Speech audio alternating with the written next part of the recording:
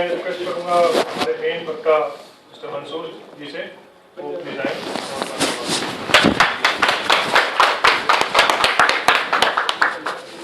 नमस्कार दोस्तों। मजा नहीं आया, फरीदाबाद वालों में जमीन दिखाई नहीं दे रहा है।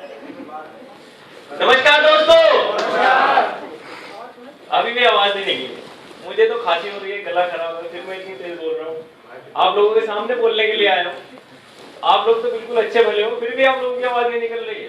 तेज बोलो। नमस्कार दोस्तों। दोस्तों मेरा नाम मंसूर अली है और मैं ब्रांच 11F से आप ही की तरह से एक एजेंट हूँ, लेकिन मैं एक एजेंसी लाइन में LIC में एक छोटा सा बच्चा हूँ। वो कैसे हूँ, मेरी सिर्फ 2.5 साल पुरानी एजेंसी है। अपनी बात को शुरू करने से पहले मैं आप लोगों को एक छोटी सी कहानी सुनाना चाहूंगा। एक शराबी था, वो नदी के उस पार उसका घर था।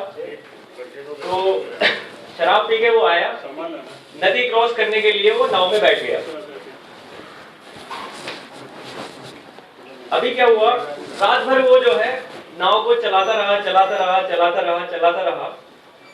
जब सुबह हुई तो पता चला कि नाव उसकी जहां थी वो वहां की वहीं है। तो दोस्तों पता है किस वजह से वो वहां पे थी? रात भर वो 10 हाँ, बहुत बढ़िया। हर एक नाव में एक रस्सी बंधी हुई होती है, जब वो खड़ी होती है तो वो रस्सी बांध के खूंटे से बांध के रख देते हैं कि ताकि ये जो कहीं जाए नहीं। जब तक वो रस्सी नहीं खुली तब तक वो नाव आगे नहीं जाएगी। वो चाहे 4 दिन तक भी उसको चलाता रहेगा तो फिर भी नाव उसके आगे नहीं जाएगी। ठीक है, इसलिए दोस्तों हम लोगों को आज क्या करना है, एक कहानी को रिलेट करता हूं मैं यहाँ पे।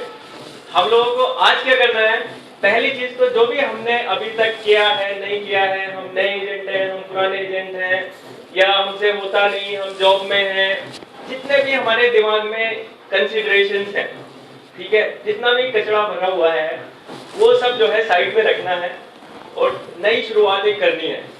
ठीक है दोस्तों, मैं LIC में कैसे आया, MBA हूँ मैं, जॉब कर रहा था एक IT कंपनी में, अच्छी खासी सैलरी मिल रही थी, 25,000 रुपये महीने की सैलरी थी, 3 लाख रुपए का टोटल पूरे साल का पैकेज था। तो मजा आ रहा था जॉब में। लेकिन आप लोगों को पता है कितने लोग यहाँ पे जॉब करते हैं, हाथ उठाएंगे?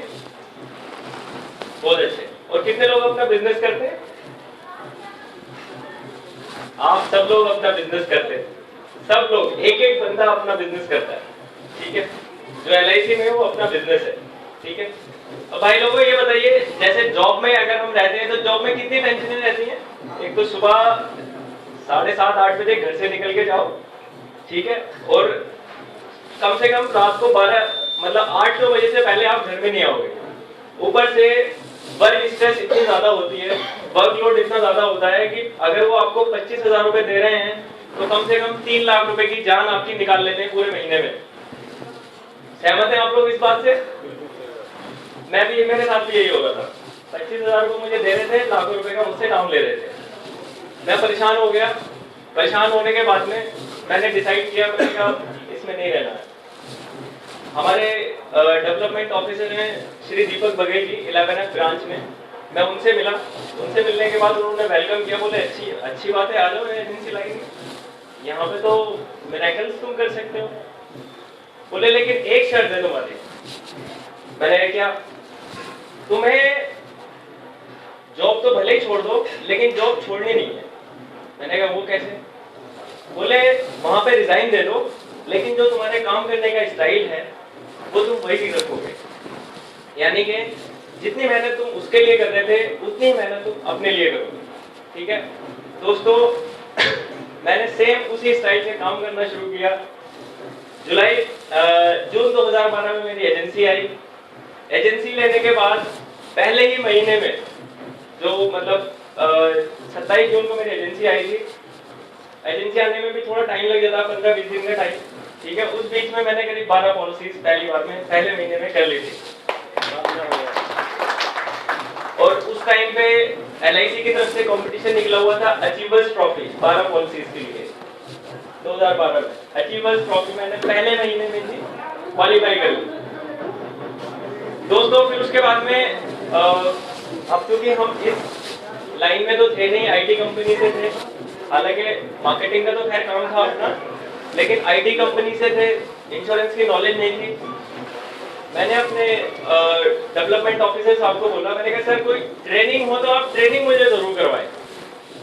बोले ठीक है। आप एलआईसी की जो ट्रेनिंग होती है वो तो खास तौर से जो क्लब मेंबर्स होते हैं या फिर जो ऊंचे लेवल के लोग होते हैं उन्हीं के लिए ट्रेनिंग होती है। जो नए एजेंट होते हैं उनके लिए एज सच ट्रेनिंग बहुत ही कम होती है, ठीक है। लेकिन ऊपर वाले का शुक्र है कि एक इंडियन इंस्टीट्यूट ऑफ एक्सीलेंस है जहां पे मुझे ट्रेनिंग के लिए भेजा गया। मैंने वहां से बेसिक कोर्स किया। 3 दिन का ये ट्रेनिंग प्रोग्राम होता है। बेसिक कोर्स करने के बाद में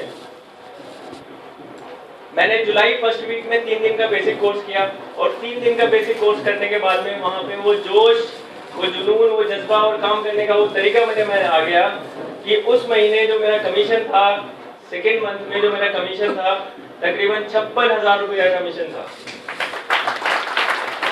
दोस्तों एलआईसी में आने के बाद में पहले और दूसरे महीने में इतना कमीशन होना कोई छोटी बात नहीं है।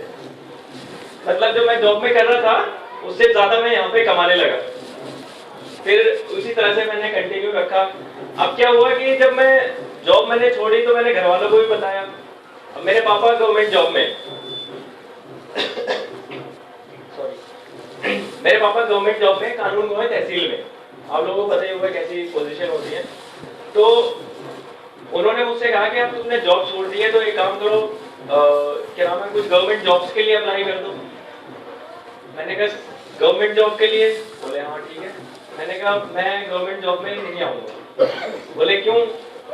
क्योंकि मुझे, मैंने कहा देखिए मैंने एलआईसी में ज्वाइन किया है, ठीक है, अभी पिछले 2-3 महीने में जो मैंने काम किया है उसका इस महीने तो अभी तो मुझे कमीशन मिल रहा है। साथ के साथ में अगर मैं अगले साल से भी काम करना छोड़ दूंगा या 3-4 साल के बाद भी काम करना छोड़ दूंगा तो जिंदगी भर तक मुझे कमीशन आता रहेगा। गवर्नमेंट जॉब में क्या ऐसा होगा गवर्नमेंट जॉब में ऐसा? आज की डेट तक की सिचुएशन बता देता हूँ, फिर आप देख लीजिएगा। आज की डेट में मुझे करीब 2.5 साल एजेंसी में हुए। 2.5 साल में मेरा जो रिन्यूअल कमीशन है वो तकरीबन 4 लाख से 5 लाख के आसपास है। 4 से 5 लाख रुपए साल का रिन्यूअल इनकम है। यानी कि अगर मैं आज की डेट में भी एलआईसी छोड़ देता हूँ, काम करना बिल्कुल बंद कर देता हूँ, तो अगले 20 साल तक 5 लाख रुपए साल के मुझे आते रहेंगे। दोस्तों बताओ ऐसी कोई सी जॉब है, कोई गवर्नमेंट जॉब है ऐसी? लोग रिटायरमेंट 20 साल काम करके भी गवर्नमेंट जॉब में इतना नहीं कमा पाते जितना कि एलआईसी एजेंसी में आप लोग कमा सकते हैं। आप लोगों को शायद इसकी स्ट्रेंथ पता नहीं है, या आप लोगों ने ये महसूस नहीं किया इसकी स्ट्रेंथ को कि ये कितना जबरदस्त बिजनेस है। तो दोस्तों इसी तरह से मैंने सफर अपना जारी रखा। ये जुलाई 2012 में बेसिक कोर्स किया, करीब 56,000 रुपये का कमीशन आया। उसके बाद दोस्तों जब काम होता है ना तो अंदर से विश्वास भी आता है।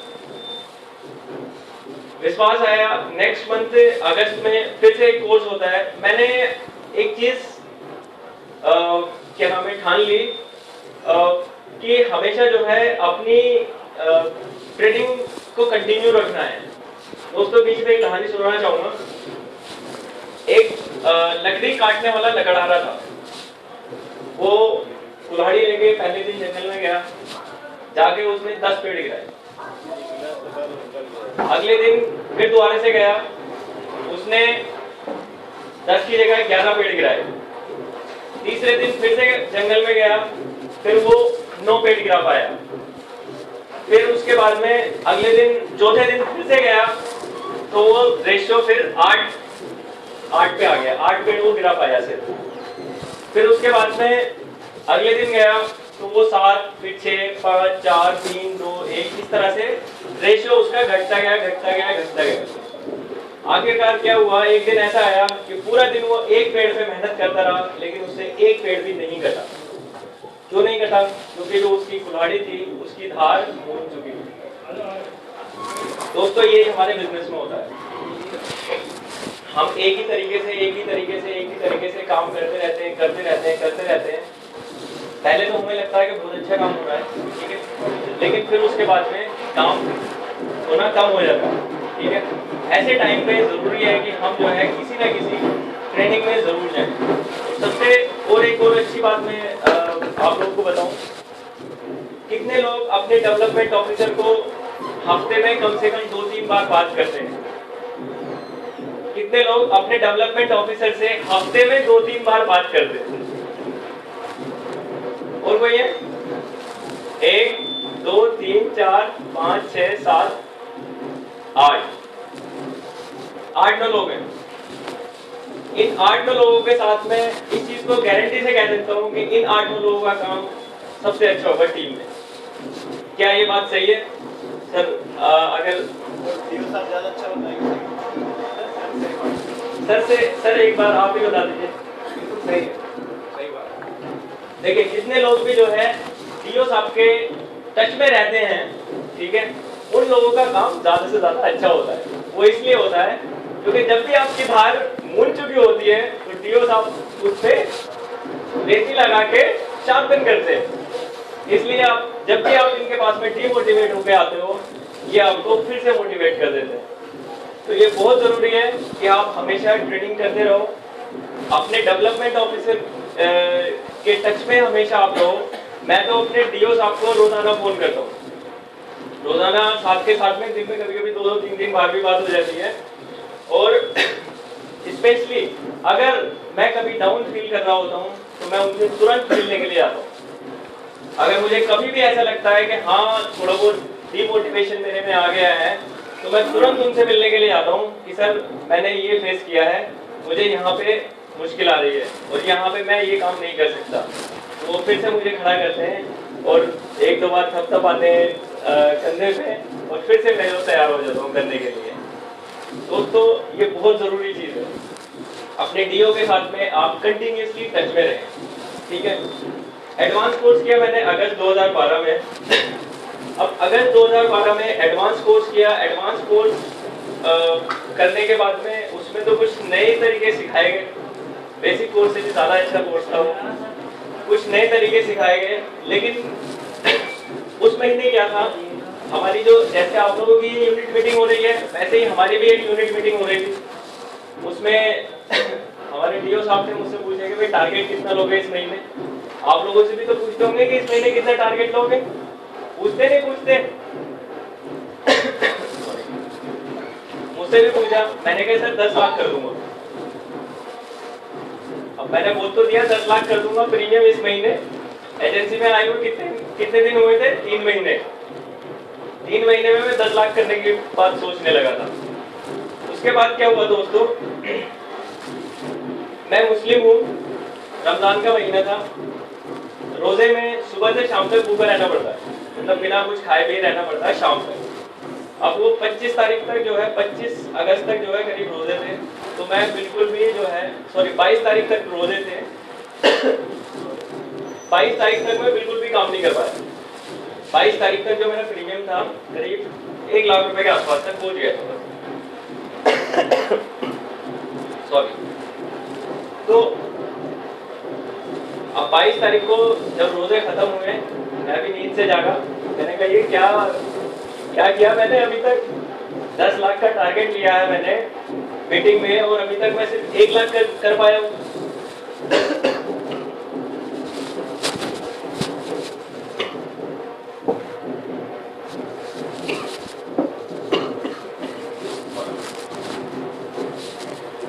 मैंने अपने डीओ साहब को फोन किया। मैंने कहा सर रात को करीब 11 बज रहे थे। मैंने कहा सर करीब 9 लाख रुपए प्रीमियम शॉर्ट कर रहा है, कैसे कर रहा है? उन्होंने कुछ तरीके बताए मुझे, वो तरीके आप लोगों के साथ भी शेयर करूंगा मैं। सुनना चाहोगे आप लोग? कितने लोग सुनना चाहेंगे? मैंने 9 दिन में 8 लाख रुपए का प्रीमियम किया। 9 दिन में 8 लाख रुपए का प्रीमियम किया। उसके लिए मेरी क्या स्ट्रैटेजी थी, क्या तरीके थे, वो सब जो है मैं आप लोगों के साथ शेयर करूंगा। एक मिनट।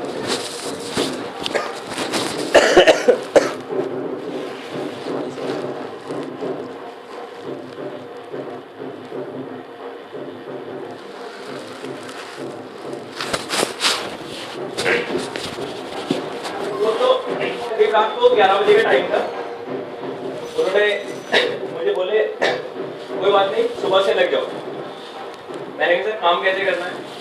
बोले सुबह को 8 बजे घर से निकल जाना और रात को 9-10 बजे से पहले घर मत आना। मैंने कहा ठीक है सर, वो तो कर लूंगा मैं। बोले कल का जो तुम्हारा टारगेट है वो मैं बता देता हूँ। बोले कल पहला दिन है तुम्हारा काम करने का। कल जब तक तुम एक पॉलिसी नहीं कर दोगे तब तक ना तो घर वापस आओगे ना खाना खाओगे। डिनर की बात होगी, लंच तो कर सकते हो, जो काम करना था, लेकिन शाम को खाना तब तक नहीं खाओगे जब तक तुम एक पॉलिसी नहीं कर दोगे। मैंने कहा ठीक है सर। अगले दिन सुबह को लग गया।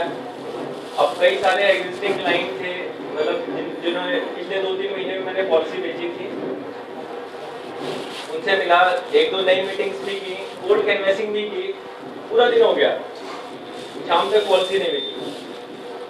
शाम को फिर मैंने उन्हें फोन किया, करीब 7 बज रहे थे उस टाइम पे। 7 बजे मैंने उन्हें फोन किया। मैंने कहा सर अभी तक करीब 9 लोगों से मिल चुका हूं मैं और एक भी पॉलिसी नहीं मिली है। बोले एक काम करो, अपने फोन में से 3 ऐसे लोगों के नंबर निकालो जिन्हें अगर तुम कुछ बोलो तो वो तुम्हारी बात को नहीं टालेंगे। मतलब जिन्हें तुम मतलब जिनसे अगर तुम कुछ मांगो तो वो तुम्हें दे देंगे। मैंने कहा सर ऐसे 3 नंबर। बोले निकालो, दिमाग मत लगाओ, क्योंकि दिमाग जब गुरु कोई चीज बोलते हैं तो दिमाग अपना नहीं लगाना चाहिए। मैंने ये चीज सीखी है। अर्जुन नहीं बनना है, हमेशा हनुमान बन के रहना। अर्जुन के कई मंदिर नहीं है, हनुमान जी के बहुत मंदिर है, तो हमेशा मैं हनुमान बन के रहता हूँ। तो मैंने भी उनसे वही बात मानी। मोबाइल निकाला, मोबाइल में से 3 नंबर सिलेक्ट किए कि हाँ इन नंबर्स पे कॉल करनी है, इनसे शायद मैं कुछ बोलूंगा तो ये मान जाएंगे। उन्होंने मुझे एक फॉर्मूला बताया। बोले कि आप इनसे कॉल करके ये बोलो कि सर हमारी ब्रांच का एक आज हमें कंपटीशन मिला था और उस कंपटीशन में एक पॉलिसी करनी है, सिर्फ मतलब एक पॉलिसी बाकी रह गई है, करनी नहीं है, एक पॉलिसी बाकी रह गई है। इसके लिए सर मुझे आपकी सपोर्ट चाहिए। अब दोस्तों अगर आप किसी से सपोर्ट मांगोगे तो कोई मना करता है? हेल्प के लिए तो शायद कोई मना करता ही नहीं है। बोले इस तरह से आप बोलो इन्हें। मैंने 2 नंबर्स पे फोन किया, तो एक नंबर तो नॉट रीचेबल था, दूसरा स्विच ऑफ था, तीसरे नंबर को कॉल लग गई। मैंने उन्हें फोन किया। फोन करने के बाद मैंने कहा सर नमस्कार, मंसूर बोल रहा हूँ मैं। बोले अच्छा बोलो। मैंने कहा सर ऐसे ऐसे हमारी ब्रांच में एक कंपटीशन निकला था जिसे मैंने ऑलमोस्ट क्वालिफाई कर लिया है और उसमें पूरी दिल्ली के जो सबसे बड़े मैनेजर हैं, डिविजनल मैनेजर साहब, वो हमें सम्मानित करेंगे और उसके लिए सिर्फ एक पॉलिसी की कमी रह रही है। सर आप जो भी अमाउंट चाहते हो उस अमाउंट की पॉलिसी आज एक आप करवा लो, ठीक है? इसके लिए मुझे आपसे सपोर्ट चाहिए। बोले मंसूर यार मैं करवा तो लेता, लेकिन एक काम करो, तुम्हारा टारगेट कंप्लीट करवा दूंगा, तुमने मुझसे सपोर्ट मांगी है तो मेरा दोस्त है, तुम उसको फोन करो, मैं उसको फोन करके बोल देता हूँ उसकी पॉलिसी कर दो। मैंने उनके दोस्त को फोन किया। दोस्त को फोन करने के बाद में, हालांकि दोस्त से मैं पहले भी मिल चुका था, दोस्त को फोन करने के बाद में मैंने उनसे भी सेम यही बात बोली। बोले ठीक है मेरी पॉलिसी कर दो। उन्होंने 3000 रुपये महीने की उसी टाइम पे पॉलिसी करवाई। फोन पे उन्होंने कंफर्म कर दी। बोले कल सुबह आके चेक ले जाना। मैंने कहा सर मैं अपनी तरफ से 3000 रुपये टोकन मनी जमा कर रहा हूँ, 3000 रुपये मैं टोकन मनी जमा कर रहा हूँ, कल सुबह 3000 रुपये कैश दे देना और बाकी रिमेनिंग आप चेक दे देना। बोले ठीक है। तो 3000 रुपये महीने की पहले ही दिन जो है ये पॉलिसी हो गई और मैं घर आया, घर आके मैंने खाना वाना खाया। अब अगले दिन, पहले दिन का तो हो गया टारगेट कंप्लीट। अगले दिन बोला कि सर ने फिर मुझे टारगेट दिया कि आज तुम्हें 2 पॉलिसी कर दो। अब कल का तो पता था कि रात को करीब 9 बज गए थे, 9-10 बज गए थे। मैंने कहा आज तो सर ने बता दिया है तो सुबह से ये काम शुरू कर देता हूँ मैं। सुबह से काम शुरू कर दिया। करीब तो 3-4 लोगों से मिला, फिर बाकी लोगों को फोन किया। बहरहाल 4 बजे थे, 4 बजे तक मैंने 2 पॉलिसी कंप्लीट कर दी। कंप्लीट करने के बाद मैंने सर को फोन किया, मैंने कहा सर हो गई ये 2 पॉलिसी, अब घर जा सकता हूँ क्या? बोले अभी नहीं। मैंने क्यों सर? मैंने कहा 2 पॉलिसी तो मैंने कर दी। बोले अभी 2 पॉलिसी और करनी है तब घर जाना। अगेन मैंने कहा ठीक है सर, लग जाता हूँ। फिर से मैं लग गया, 2 पॉलिसी और कंप्लीट की। टोटल एक दिन में मैंने 4 पॉलिसी की। उसके बाद मैं घर गया और चौथी पॉलिसी जो लास्ट वाली हुई थी, करीब रात को 8 बजे के आसपास वो पॉलिसी भी हो गई थी।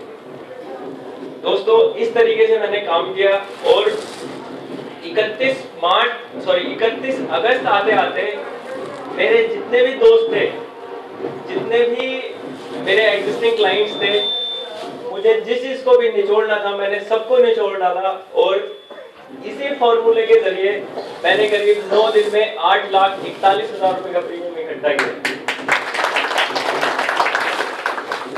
दोस्तों ये सफर फिर जारी रहा इसी तरह से।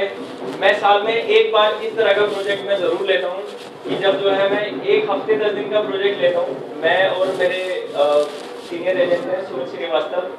आप लोग सुमित श्रीवास्तव जी को जानते होंगे। कितने लोग बाय फेस बाय नेम जानते हैं सुमित श्रीवास्तव को? आप लोग पहले शायद सुन चुके होंगे। हमारे ब्रांच के नंबर 1 एजेंट हैं, मेरे गुरु भी हैं वैसे, और वो नंबर 1 रहते हैं, मैं नंबर 2 रहता हूँ। ये मेरी उनके लिए गुरु दक्षिणा है कि हमेशा वो नंबर 1 ही रहते हैं। मैं कभी उनसे आगे निकलने की कोशिश नहीं करता। मेरा जितना भी होता है प्रीमियम, मैं उससे उनका कुछ ज्यादा के लिए कोशिश करता हूँ। मैंने कहा सर आप थोड़ा ज्यादा कर दो, मैं थोड़ा कम कर लेता हूँ। इस तरीके से चलता रहा। फिर उसके बाद दोस्तों अगले साल मैंने फिर से ये काम शुरू किया। दिसंबर होते होते मेरा करीब जो प्रीमियम कमीशन जो LIC से आया था, इसमें बीच में जो पॉलिसीज हुई थी, कुछ हाफ ईयरली क्वार्टरली भी पॉलिसीज हुई थी। करीब पहले 6 महीने में जो मेरा कमीशन आया था, करीब 5 लाख रुपए के आसपास कमीशन पहले साल में, पहले 6 महीनों में मेरा आ गया था। उस साल में MDRT नहीं कर पाया, बड़ा अफसोस हुआ था मुझे, लेकिन मैंने ठान लिया था कि कोई बात नहीं, इस बार नहीं हुआ तो नहीं हुआ, अगले साल MDRT करना ही करना है। अगले साल दोस्तों फिर से MDRT कर दिया।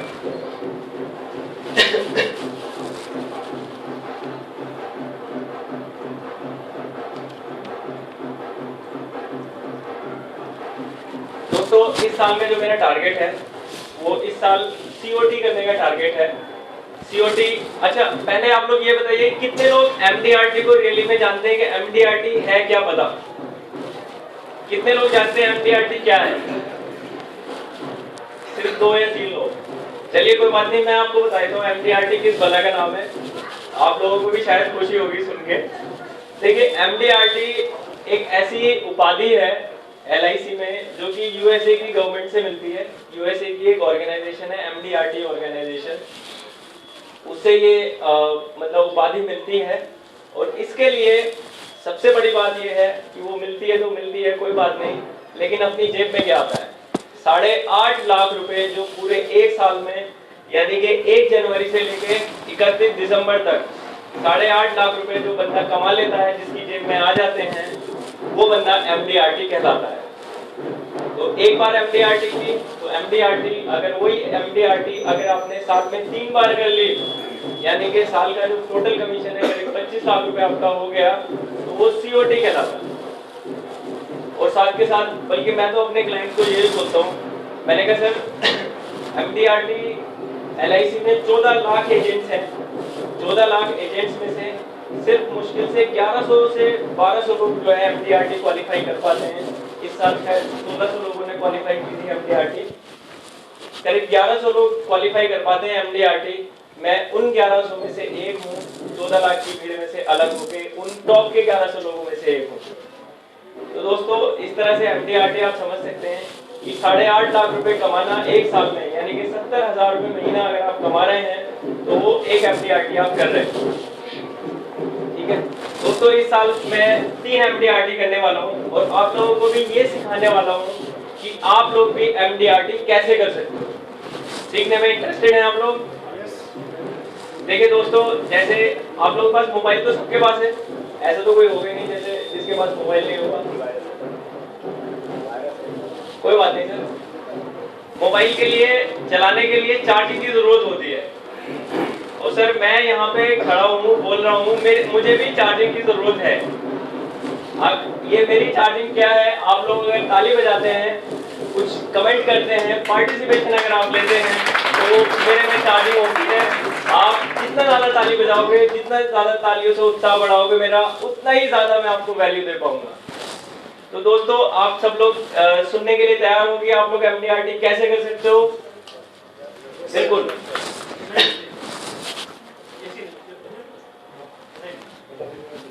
देखिए,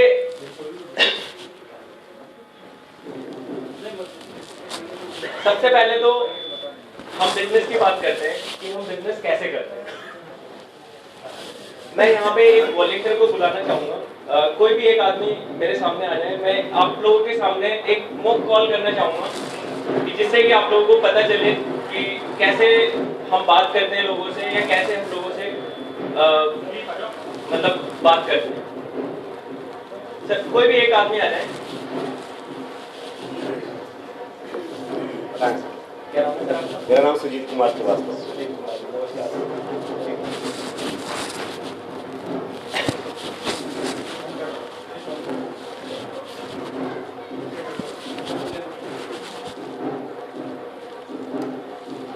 हेलो सुजीत जी, आप भूल जाइए आप LIC एजेंट हैं, आप कोई भी नॉर्मल पार्टी है, आप इस तरह से बात कीजिए। दोस्तों सुजीत जी हैं, पार्टी है, ठीक है। मैं अगर इन्हें फोन करता हूँ, सुजीत जी नमस्कार, मैं मंसूर बोल रहा हूँ LIC ऑफ इंडिया से। बताएं सर। सर मुझे आपकी एक पॉलिसी करने के लिए आना है, क्या मैं आ सकता हूँ आपके पास? सर अभी तो मैं बिजी हूँ। अभी आप बिजी हैं, थैंक यू सर। दोस्तों ऐसे होता है, अगर हम अपने फायदे की बात करते हैं तो सामने से मना कर देते हैं। आप लोगों के साथ भी यही होता होगा, ज्यादातर लोगों के साथ ऐसे ही होता होगा कि जब आप बोलते होंगे कि सर मैं आपकी पॉलिसी करने के लिए आ रहा हूँ, तो सामने वाला बंदा फोन पे कुछ ना कुछ बहाना करके, ऐसे डायरेक्टली मना नहीं करते हैं, कुछ ना कुछ मतलब मना करने का भी एक स्टाइल होता है, उस स्टाइल में आपसे मना करते हैं। हाँ ऐसे ही होता है, ऐसे ही होता है। मैं आपको ऐसा तरीका बताऊंगा कि वो आपको बुलाएंगे कि आप सुबह 9 बजे आ जाओ, 8 बजे आ जाओ, ऐसे ऐसे ऐसे बुलाएंगे। दोस्तों हम लोगों को क्या पसंद आता है? हम लोगों को वो चीज पसंद आती है जब कोई आदमी हमारे फायदे की बात कर रहा होता है तो हमें पसंद आती है, और अगर हमें लगता है कि ये अपने फायदे की बात कर रहा है तो वो चीज हमें पसंद नहीं आती है। अब जी को मैंने दोबारा जो फोन किया, कभी फिर कभी। सुजीत जी नमस्कार, मंसूर बोल रहा हूँ LIC से, कैसे आप? नमस्कार सर, फाइन बताएं। सर LIC में बहुत बड़ा अचीवमेंट मैंने क्वालिफाई किया है, उसके लिए मैं आपका मुंह मीठा कराने के लिए आ रहा हूँ सर। तो सर मैं सुबह 8 बजे आ सकता हूँ? हाँ सर, मोस्ट वेलकम। सर आपके लिए मेरे पास LIC के कुछ डायरी और कैलेंडर भी हैं, तो मैं वो भी लेकर के आपके पास आना चाहता हूँ। Okay sir, okay. कल सुबह आ सकता हूँ? बिल्कुल सर, आ पक्का सर? ठीक है। अब दोस्तों उन्हें लगा कि मैं उनका मुंह मीठा कराने आ रहा हूँ। थैंक यू, आप बैठ सकते हैं।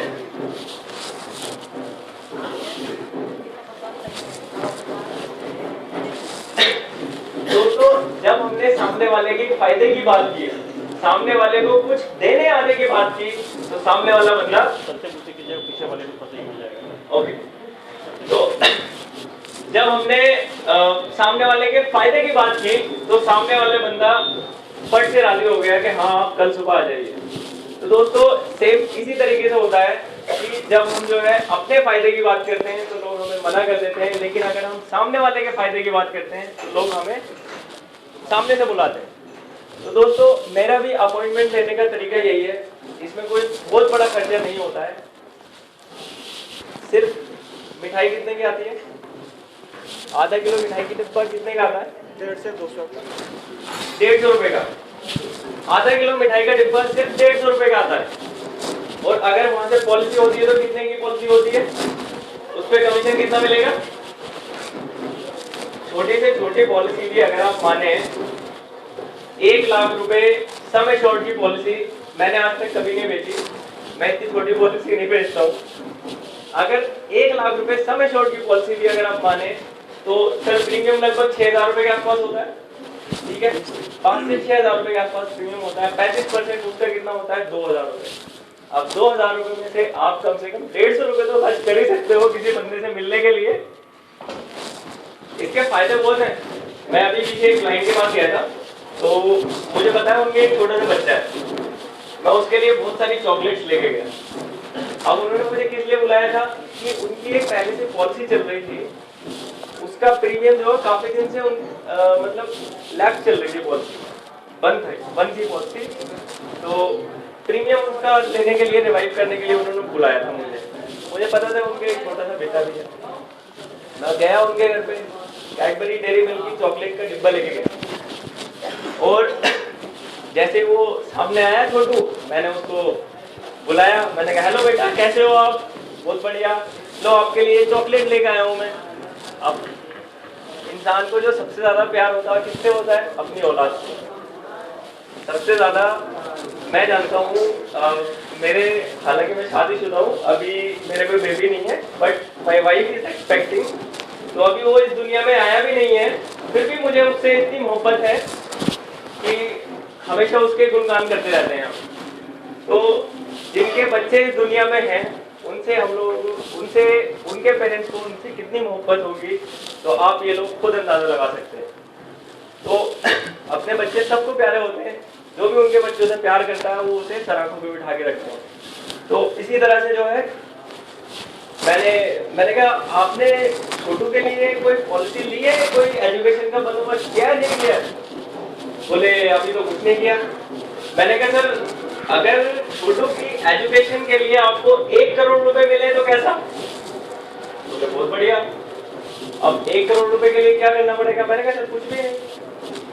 बोले कुछ नहीं मतलब? मैंने कहा सर 1 करोड़ रुपए का तो मैच्योरिटी अमाउंट है, ठीक है, और उसके लिए आपको कोई बहुत बड़ा अमाउंट नहीं सेव करना है, बस मात्र 16-17 हजार रुपए के आसपास सेव करने पड़ेंगे महीने के। अच्छा जी, तो बात हुई, फिर वो जो है करीब 12,000 रुपए के आसपास प्रीमियम उन्होंने फाइनल किया, और अभी भी जो मतलब आज ही उन्होंने चेक दिया है, 12,000 रुपए महीने के हिसाब से जो चेक है वो मेरे बैग में रखा हुआ है।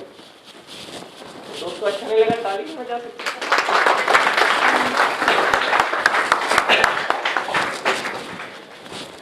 तो बात चल रही थी हमारी क्लाइंट बेनिफिट की बात करनी है। हमेशा जब भी आप सामने वाले के पास जाएं, हमेशा उसके बेनिफिट्स की बात करें, बेनिफिट से शुरुआत करें। अगर आप उसके बेनिफिट्स की बात करेंगे तो वो आपसे बात करने के लिए तैयार होगा, ठीक है। अब जब आपने फोन पे अपॉइंटमेंट ले लिया कि सर मैं आपको मिठाई खिलाने के लिए आ रहा हूँ, 150 रुपए का आपने खर्चा भी कर लिया, मिठाई खाने के लिए आप उसके पास पहुंच गए, जाने के बाद अच्छी बातें शुरू होंगी या बुरी बातें शुरू होंगी? अच्छी बातें शुरू होंगी। मिठाई खाएगा, अगर क्लाइंट हमारा मिठाई खाएगा तो मिठाई खाने के बाद मीठी मीठी बातें करेगा कि हाँ भाई कैसे हो, ये क्या किया है तुमने, मेरे तो समझ में भी नहीं आया था। तो आप कुछ भी बता सकते हो कि मेरा ब्रांच में पहला नंबर आया है, या फिर आप अभी भी ये कर सकते हो कि आप अपने डीओ साहब के साथ में एक फूल की वो लेते हुए, बुके लेते हुए आप फोटो खिंचवा सकते हो, फोटो ले आके क्लाइंट को अपने दिखा सकते हो। तो इस तरह से जब आप दिखाओगे तो बातें अच्छी शुरू होंगी, ठीक है। फिर उसके बाद में क्या उससे बात करनी है उस पर भी हम अभी चर्चा करेंगे। दोस्तों मैं यहाँ पे एक प्रोजेक्ट आप लोगों को देने वाला हूँ। आप कितने लोग जो है, आप जितने लोग भी अभी जॉब करते हैं उन लोगों में से मैं पूछना चाहूंगा कि कितने लोगों के पास रिटायरमेंट प्लानिंग है? जितने लोग भी जॉब करते हैं उन लोगों से मैं पूछना चाहूंगा कि कितने लोगों के पास रिटायरमेंट प्लानिंग अभी है? कोई भी नहीं है? आपके पास है? आप गवर्नमेंट जॉब में? अच्छा, LIC की पेंशन स्कीम वहां पे अवेलेबल होगी है?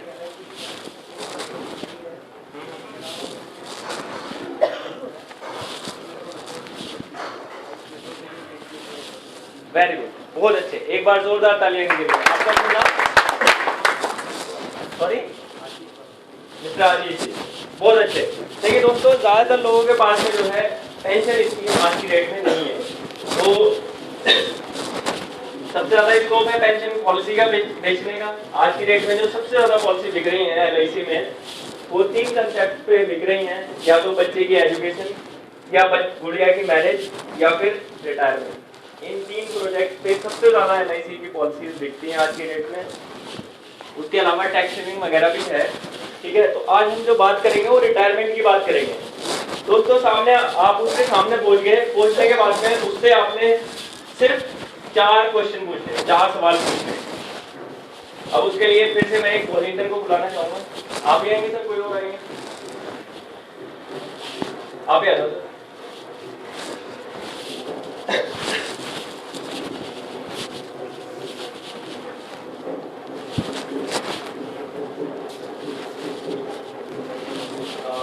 सुजीत जी नाम बताया था? हाँ सुनिए। सुजीत जी नमस्कार सर, कैसे हैं आप? हाई सर, आप बताएं। सर बहुत अच्छा लगा आपसे मिलके, काफी दिन बाद आपसे मुलाकात हुई है। और सर आपने घर बहुत बेहतरीन से जो रखा है। फर्स्ट टाइम मीट हो रहे हैं सर, आपको मैं जानता नहीं था। अरे नहीं सर, मैं आपसे एक बार पहले भी मिला हूँ, लेकिन आपके घर पे तो वाकई पहली बार ही आया हूँ। आपने घर बहुत बेहतरीन सजाया हुआ है। Thank you sir. और सर क्या करते हैं आप? जॉब करते हैं, बिजनेस करते हैं? बिजनेस। बिजनेस करते हैं। सर एक चीज मैं आपसे पूछना चाहूँगा, क्या आपके पास में रिटायरमेंट की फैसिलिटी है? नहीं फिलहाल तो सर। पहला सवाल, क्या आपके पास में रिटायरमेंट की फैसिलिटी है? आप चाहो तो लिख सकते हो। क्या आपके पास में रिटायरमेंट की फैसिलिटी है? Okay sir, government of India अगर आपको पेंशन की फैसिलिटी देना चाहे तो क्या आप लेना पसंद करेंगे? गवर्नमेंट देगी, क्यों नहीं देगी? दूसरा सवाल है, गवर्नमेंट ऑफ इंडिया अगर आपको पेंशन देना चाहे तो क्या आप लेना पसंद करोगे? ठीक है। तीसरा सवाल, सर अगर आप लेना पसंद करोगे, बहुत अच्छी बात है सर। और आप जैसे यंगस्टर्स तो इसको बहुत ज्यादा ऑप्ट कर रहे हैं। आज की डेट में मार्केट में सबसे ज्यादा बिकने वाली पॉलिसी रिटायरमेंट की पॉलिसी है सर। सर एक चीज मैं आपसे और पूछना चाहूंगा कि आप पेंशन लेना चाहोगे तो किस एज से और कब से लेना चाहोगे? कब से और कितनी पेंशन लेना चाहोगे? इसको 50,000 तो मिलेगी। 50,000, ठीक है। किस एज से आप लेना पसंद करोगे? 58। सर अभी आपकी एज कितनी है लगभग? 35। 35। Okay, very good. दोस्तों तीसरा सवाल है, अगर आप लेना पसंद करोगे तो किस एज से और कितनी लेना चाहोगे? और अभी आपकी एज कितनी है? बहुत बढ़िया सर। एक चीज और आपसे पूछना चाहूंगा कि सर आप इस पेंशन के लिए, सर आपको तो पता ही है कि दुनिया में कोई भी चीज मुफ्त में नहीं मिलती है, ठीक बात है। ठीक है। अब आप 50,000 रुपए महीने की आप पेंशन लेना चाहोगे तो उसके लिए आप कितना अमाउंट अभी आप साइड पे रख सकते हो, कितना आप अमाउंट बचा सकते हो? देखना पड़ेगा वो तो, कितना अपने उसमें आता है। फिर भी लगभग कोई भी एक फिगर आप बता सकते हैं? ये भी 30,000। सर मंथली की बात कर रहा हूँ मैं, मंथली आप कितना अमाउंट? क्योंकि सर देखिए 5 से 6,000 5 से 6,000 ज़्यादा हो जाएगा। सर ईयरली इन्होंने कितना बताया था? मैंने मंथली पूछा तो कितना बताया? 5 से 6,000। 5,000 का मतलब कितना है? 12 पंजे 60। 6,000 का मतलब कितना है? 72,000 रुपए। इतना ही अमाउंट सेव कर लेंगे।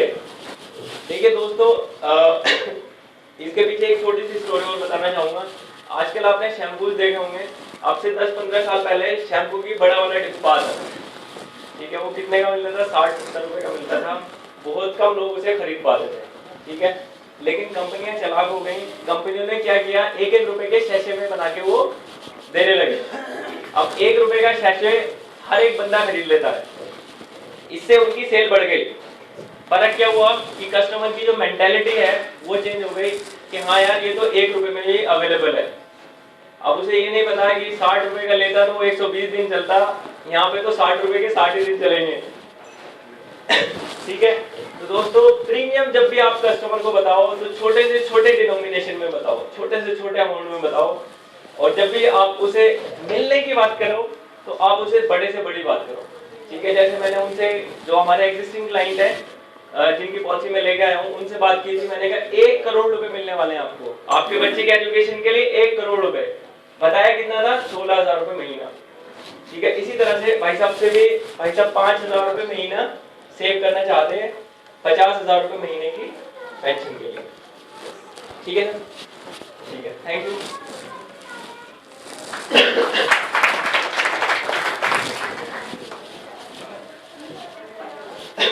आप लोगों के पास कुछ लिखने के लिए पैड वैड है या मतलब डायरी वायरी लेके आए हैं? आप लोग नहीं लेके आए हैं? मैं ना कुछ कैलकुलेशन की बातें करूंगा यहाँ पे, ताकि आप लोगों को बाद में उस चीज को रिलेट कर सके। भाई साहब ने बताया 50,000 रुपए महीने की पेंशन वो चाहते हैं, अब से कितने साल के बाद में? 23 साल के बाद में। ठीक है सर, 60 से अगर नॉर्मली मान के चले तो चलेगा सर? चल जाएगा, 60 तक चलेगा। ठीक है सर, बहुत अच्छी बात है। अब दोस्तों 50,000 रुपए महीने की पेंशन वो चाहते हैं, ठीक है। हमें क्या करना है, एक फॉर्मूला आप याद रखिए कि जितने भी मंथली पेंशन वो चाहते हैं उसको 150 से गुणा करना है, मल्टीप्लाई बाई 150, ठीक है। यानी कि 50,000 इंटू 150 कितना हो गया? 75 लाख से 75 लाख, ठीक है। 75 लाख टोटल हो गया। अब हमें क्या करना है कि हमें कोई एक ऐसा प्लान ढूंढना है जिसकी मैच्योरिटी कितने साल के बाद चाहिए भाई साहब को? 25 साल के बाद। जो पेंशन इन्हें चाहिए अब से 25 साल के बाद पेंशन चाहिए। हमें क्या करना है, एक ऐसा प्लान ढूंढना है जिसमें की मैच्योरिटी 75 लाख रुपए अब से 25 साल के बाद हो, ठीक है।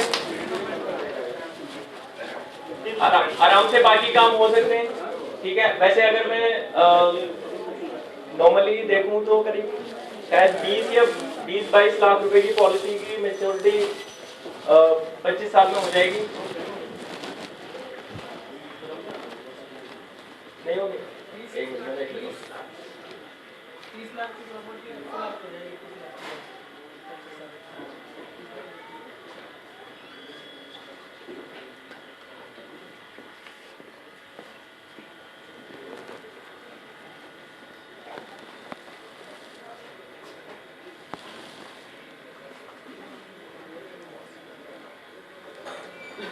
तकरीबन 25 साल में जो मैच्योरिटी है वो 3 गुने के आसपास होती है, 3 से ज्यादा होती है, 3 साढ़े 3 गुना के आसपास होती है। तो समय शॉर्ट करीब 25 लाख रुपए के आसपास 25 साल के लिए अगर आप लेते हैं तो उसकी मैच्योरिटी 75 लाख रुपए के आसपास होगी, ठीक है। अब हमें क्या करना है कि 75 लाख रुपए की जो मैच्योरिटी बनी है, अगर वो उस मैच्योरिटी को पेंशन में कन्वर्ट कराना चाहे तो 75 लाख रुपए का 8% के हिसाब से कितनी पेंशन आएगी? 6 लाख रुपए साल की। नॉर्मली वैसे अभी वरिष्ठ पेंशन योजना चल रही है, उसमें पेंशन की जो अमाउंट 9.33% के हिसाब से मिल रही है वरिष्ठ पेंशन योजना में, ठीक है। जीवन रक्षा है उसमें 7.5% के आसपास मिल रही है, ठीक है। लेकिन इसी तरह के कोई ना कोई प्लान हमारे पास में हमेशा अवेलेबल रहेंगे, LIC के पास में, ये बात पक्की है। और LIC के पास भी अगर किसी टाइम पे अवेलेबल नहीं होते हैं तो बैंक्स के पास में तो हमेशा अवेलेबल इस तरह के प्लान्स रहते हैं कि आप एक साथ 1 करोड़ रुपए रखो या 50 लाख रुपए रखो और उसके अगेंस्ट आप 8% या 9% के हिसाब से पेंशन आप हर महीने लेते रहो, ठीक है। तो भाई साहब ने 50,000 रुपए महीने की पेंशन बोली थी, तो साल का हो गया 6 लाख रुपए। 75 लाख रुपए का अगर आप 75 लाख रुपए की मैच्योरिटी का अमाउंट का अगर आप देखेंगे तो सॉरी 8% के हिसाब से उसका जो सालाना इंटरेस्ट होगा करीब 6 लाख रुपए बनेगा। 50,000 रुपए महीने की पेंशन 60 के बाद जिंदगी भर तक इन्हें आएगी, इनके बाद में इनकी वाइफ को आएगी और इनकी वाइफ के बाद में भी जो 75 लाख रुपए वो पूरा का पूरा अमाउंट इनके बच्चों को मिल जाएगा। कैसा रहेगा? कितने लोगों को ये प्लान समझ में आया?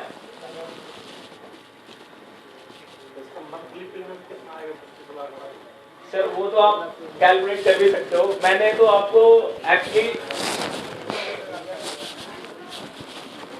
मेरा जो यहाँ पे मेन मकसद है वो आपको एक कंसेप्ट समझाना है, ठीक है। उसके बाद में डिटेल्स के लिए आप थोड़ा आधा पौन घंटा अगर आप अपने वीडियोस आपके साथ में बैठेंगे, ठीक है, तो उसके बाद में ये भी आपको सर तो पूरी तरह अच्छी तरह से समझ ही गए हैं कि क्या मैंने कंसेप्ट देने की कोशिश की है इन लोगों को। तो अगर आप लोगों को कोई भी कंफ्यूजन हो, ठीक है, तो आप सर से भी बाद में डिस्कस कर सकते हैं, ठीक है। अगर मान लीजिए कोई बंदा कहता है कि मुझे 20,000 रुपए महीने की पेंशन चाहिए, ठीक है, तो 20,000 रुपए महीने की पेंशन के लिए हमें कितनी मैच्योरिटी वाला प्लान चाहिए, कोई बता सकता है? 30 लाख। वो कैसे? 150 से मल्टीप्लाई कर दीजिए। 150 से 30,000 मल्टीप्लाई। बिल्कुल सही। क्या नाम है सर आपका? अमित गर्ग। अमित गर्ग जी के लिए एक बार जोरदार तालियां। 20,000 रुपये महीने की पेंशन अगर किसी को चाहिए तो 20,000 रुपये महीना यानी कि 20 इंटू 150 टोटल हो गया। 20,000 इंटू 150 टोटल 30 लाख रुपए से हमें 30 लाख रुपए मैच्योरिटी की पॉलिसी हमें अगर मिल जाए तो हम जो है उसे 8% के हिसाब से अगर पेंशन देंगे तो 20,000 रुपये महीने की पेंशन जिंदगी भर उन्हें मिलेगी और उनके बाद में उनकी वाइफ को मिलेगी, वाइफ के बाद में टोटल अमाउंट उनके बच्चों को मिल जाएगा। कैसा प्लान है दोस्तों? इसी तरह से ये 150 कहाँ से आएगा आपका सेक्टर? सर ये फॉर्मूला है।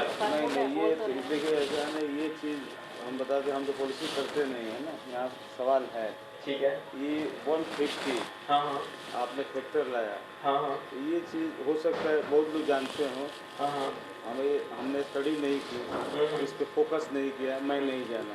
तो ये चीज़ या तो हमें पूछना चाहिए था या आपको बताना चाहिए। तो ये कौन बताएगा? आज LIC में बहुत लोग फेलियर है, जैसे हम ही फेलियर हैं, मेहनत नहीं करते, तो हमारी कमी है।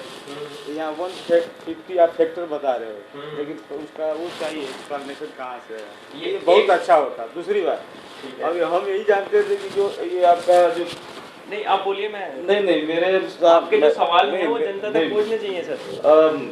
मैं तो अभी तक यही जानता था कि जो आपका पेंशन प्लान है वो उसी का सीरीज है जिसका हो रहा है, उसकी स्पाउस के विषय में नहीं जानता था। एक नेगेटिव पॉइंट ये है। क्या मेरी बात से आप लोग सहमत है इस बात से? मेरा क्वेश्चन क्या है, अभी तक मैं ये कहना चाहूंगा, और ये मैं LIC की बात में क्लेम नहीं कर रहा हूँ, अभी तक मैंने 1 साल में मात्र 8 पॉलिसी की है, इसलिए कि मैंने काम नहीं किया है। और मैं यहाँ पे एक बहुत मार्केबल पॉइंट करने जा रहा हूँ।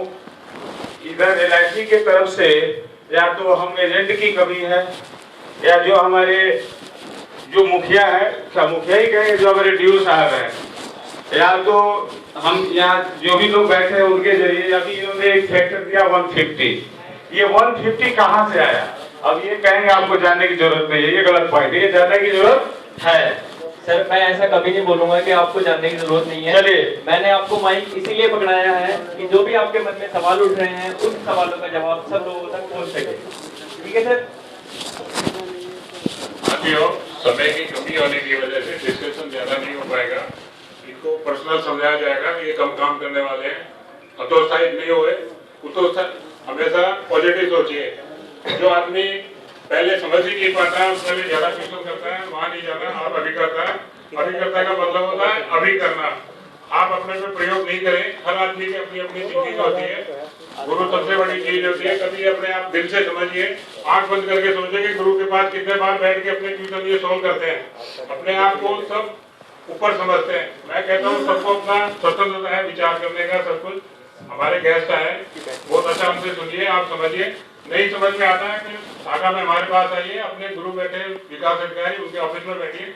अभी ये डिस्कशन का समय नहीं है, मेन काम है कार्य करने का, पॉजिटिव सोच। ये 8 पॉलिसी इसीलिए की है, इनसे कमजोर एजेंट भी अच्छी पॉलिसी कर सकता है अगर पॉजिटिव सोच होगा तो इनको एक ही मैं हमेशा बार बार मैं इनको फोन भी करता हूँ, ब्रांच में भी करता हूँ, पिछले 4 साल से जानता हूँ।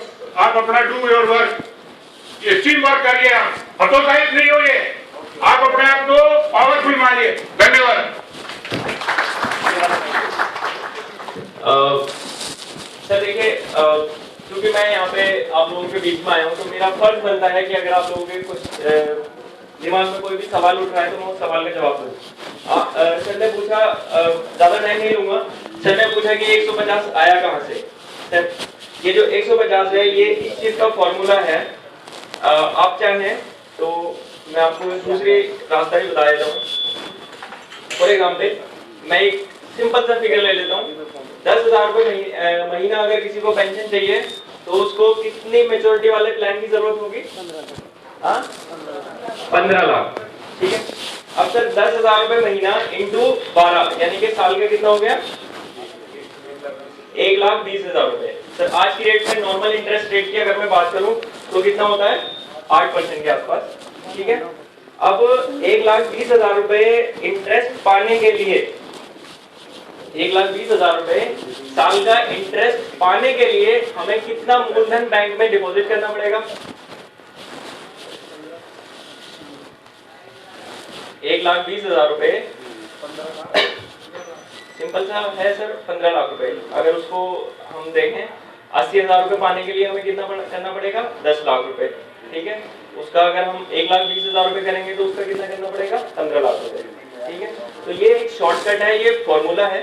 ठीक है, कि आपको जितनी भी मंथली पेंशन के अगेंस्ट जितनी भी मैच्योरिटी की पॉलिसी निकालनी है, ठीक है, तो आप उसको 150 से गुणा कर देंगे तो आपकी मैच्योरिटी अमाउंट आ जाएगा।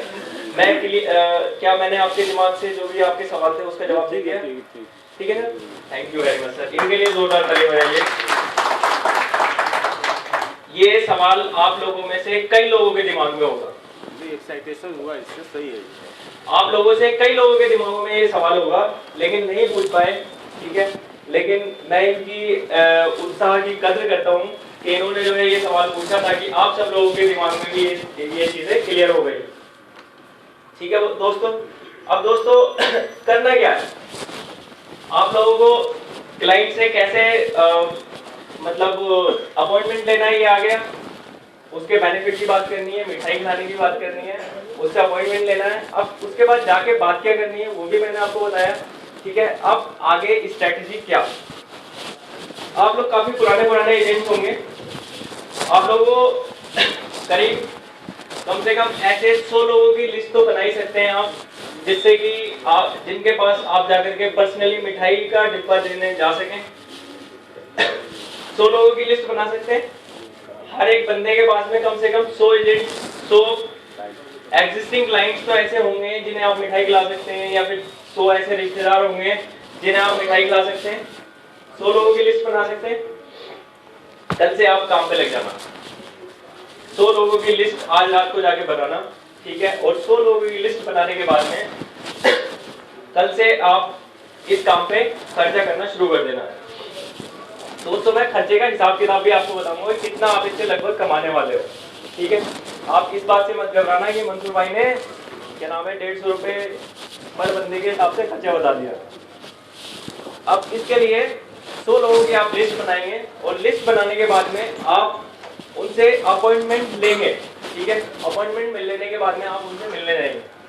अगर डेली कम से कम आपको 3 से 4 लोगों से कम से कम 4 लोगों से आपको डेली इस तरह से मिलना है। ठीक है, अगर आप डेली 4 लोगों से मिलेंगे, या मैं मिनिमम फिगर भी अगर लेके चलूं तो मिनिमम अगर आप 3 लोगों से भी अगर एक दिन में मिलते हैं तो महीने में आप 25 दिन भी काम करते हैं तो लगभग कितने लोगों से मिलेंगे? 75। ठीक है, अब सिर्फ 100 लोगों से ही नहीं मिलना है, आप जिसके पास भी जा रहे हैं आप उससे कम से कम 2 बंदों का नाम और रेफरेंस नाम मोबाइल नंबर लेके जरूर आए, क्योंकि उससे आपकी आगे की चेन बनेगी। समझ रहे? उससे आपकी आगे की चेन बनेगी।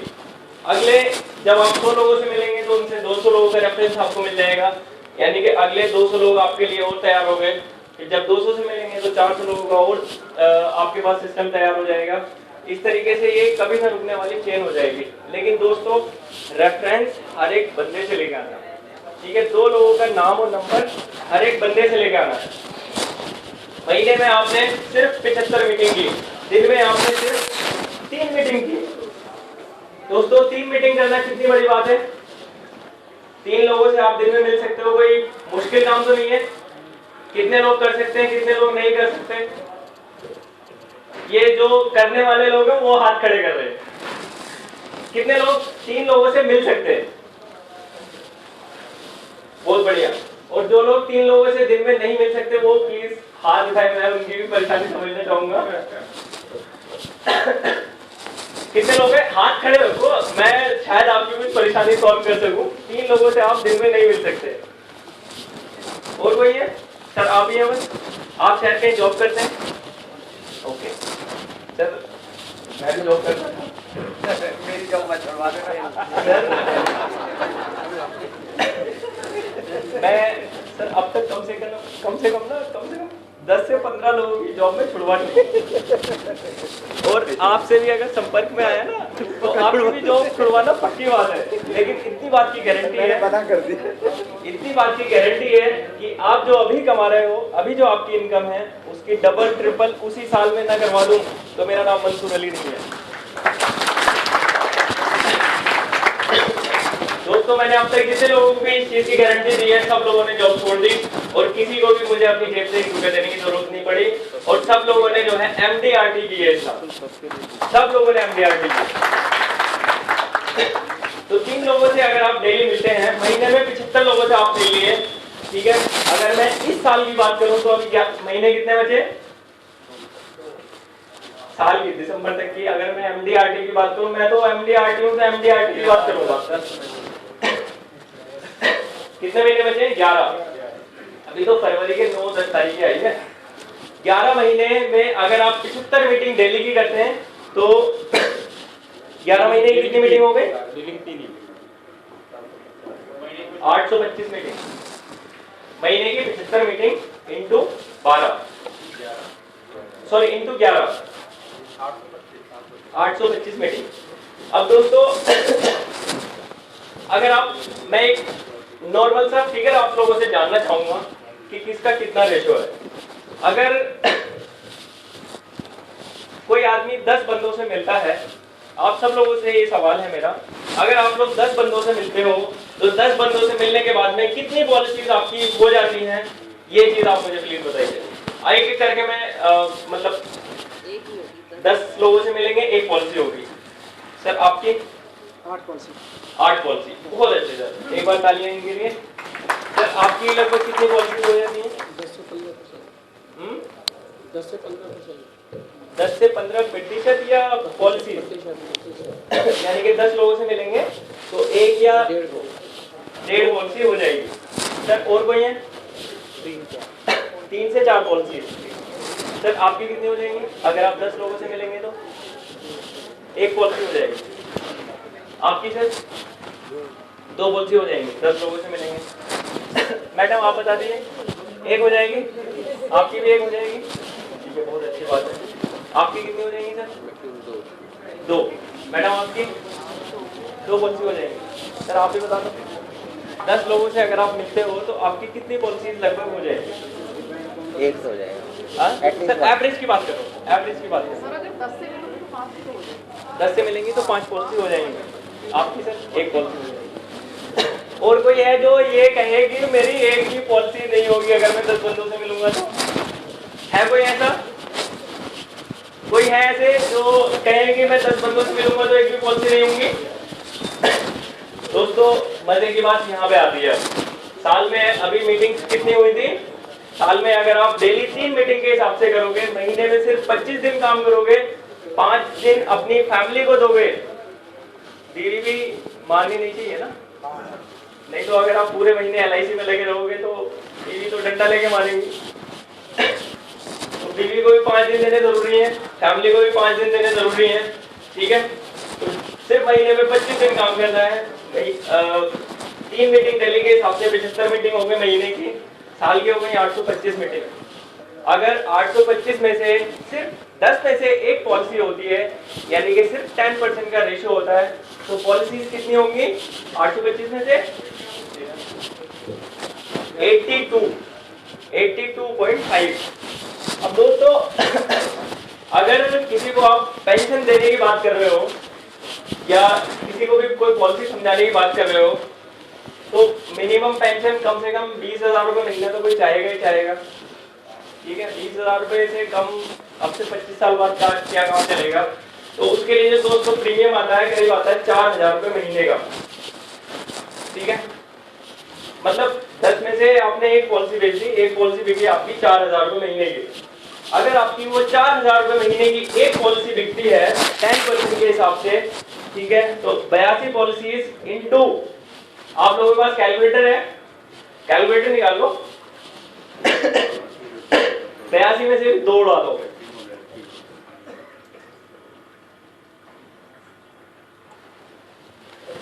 ₹4,000 महीने के हिसाब से साल का प्रीमियम कितना होता है 48,000 रुपए। 48,000 इंटू 80 कितना प्रीमियम हो गया? 32,000 नहीं सर, 38 लाख रुपए प्रीमियम होगा आपका। 38,40,000 रुपए प्रीमियम पूरे साल का। दोस्तों एमडीआरटी बन सकते हो, इस हॉल में बैठा हुआ हर एक बंदा एमडीआरटी बन सकता है। कोई ज्यादा बड़ा मुश्किल काम नहीं है। ये एमडीआरटी जो होते हैं ना, ये कुछ अलग काम नहीं करते। सच बताऊं, शिव खेड़ा जी का एक डायलॉग है, winners don't do different thing, they do things differently. जीतने वाले लोग जो है कभी भी कोई अलग काम नहीं करते, लेकिन वो उस काम को अलग तरीके से करते हैं। तो दोस्तों ये जो एमडीआरटी करने वाले लोग हैं, ये काम को इस तरीके से करते हैं। मैंने जो आपको फॉर्मूला बताया है, कंसिस्टेंटली काम करते हैं, ठीक है। इसी तरीके से आप काम करोगे तो इस हॉल में बैठा हुआ एक एक बंदा एमडीआरटी हो सकता है। तो दोस्तों तैयार हो एमडीआरटी करने के लिए? जोरदार तालियां।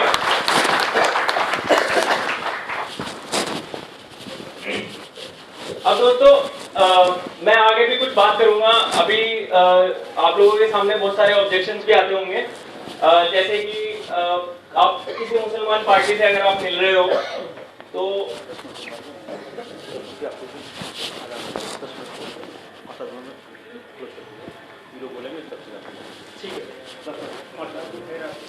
फिर आपको आप अभी ले लीजिए। नहीं, 5 मिनट के बाद आप 5 मिनट क्लोज कर लीजिए।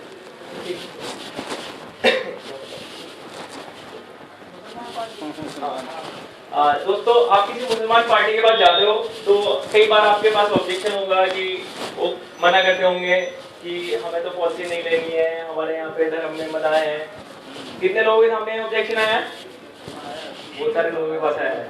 आज के बाद नहीं आएगा। मैं बैठा हूँ यहाँ पे,